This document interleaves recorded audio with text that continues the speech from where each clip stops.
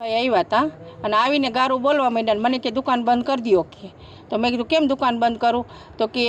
તને ખબર નથી પડતી કે દુકાન બંધ કરવાની મેં કીધું ના અમે તમે કહો તો કરી દેશું કીધું દુકાન બંધ પછી મારો છોકરો જીત છે ને એને કહે કે તારી આગળ હું 30,000 માગું છું તો મેં કીધું કે અમે તો વહીવટ કરી નાખ્યો છે તો અમારી આગળ છે ને 30,000 રૂપિયા તમે માગો છો તો કે પૂછી જો તારા છોકરાને કહે તો પછી કે નિખિલ આગળ માગું છું તો મેં કીધું તમે નિખિલ આગળ જાઓ કીધું તો કે નિખિલને તમે ફોન કરીને બોલાવો કે હું નથી બોલાવવાનો મેં તો અમારી પાસે તો કાંઈ નંબર છે નહીં તો અમે કેવી રીતના ફોન કરીને બોલાવી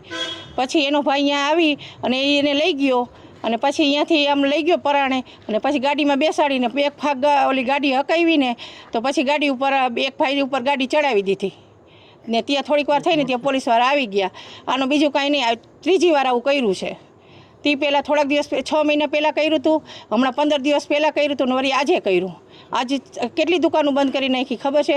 શાક માર્કેટ બીજું એક શોપિંગ છે એ આખું અને પછી છેલ્લી દુકાન અમારી હતી અને મારી યારે ધડ કરવા માંડ્યો એની કાર્યવાહી થવી જોઈએ બીજી વાર આવું કોઈ ક્યારેય ન કરે ને ગામમાં વરઘોડો નહીં કરવો જોઈએ કેમ કે આનો બહુ ત્રાસ છે બધાય છોકરા રહ્યા ને બધાય બીવે છે આ એક નહીં આ જે બીજો નિખિલ છે ને એ બધાય બીવે છે એનાથી એને અમે દેખીને તો અમને ધ્રુજાડી આવે તમે શું કાર્યવાહી કરી અત્યારે અમે અત્યારે એમ કાર્યવાહી કરી કે એ હવે દુકાને બીજી વાર ક્યારેય ન આવવો જોઈએ અને ખોટું અમારી ઘાણી ન કરે કેમ કે અમે લેડીઝ ધંધો કરી છીએ હું રાતના 10 વાગ્યા સુધી અહીંયા દુકાને હોઉં છું આવું દારૂ પીને આવે તો સારું લાગે અને કેટલું માણસ ભેગું થઈ ગયું શું નામ તમારું મયુરીબેન દિલીપભાઈ રૂપાલા રોલ શું નામ તમારું નિખિલ અશોકભાઈ વામજા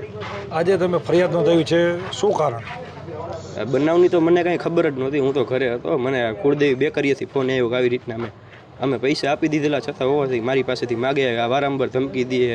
3 મહિના પહેલાં મને બહુ માર્યો હતો મારા પપ્પાને મને બેને કોણે માર્યો મહેશભાઈને એને અત્યારે હવે શું તમે ફરિયાદ દાખલ કરી છે અમે દઈ દીધા છે તોય માગે છે પૈસા એટલે અત્યારે તમે શું કાર્યવાહી કરી હવે અત્યારે તો ફરિયાદ કરી કોના વિરુદ્ધ એ મહેશભાઈને જગદીશભાઈ બે વિરુદ્ધ કેવી આશા છે કેવી રીતે કેવો ન્યાય મળવાનો હવે આનું વરઘોડો નીકળે એવી જ આશા છે આપણી પાસે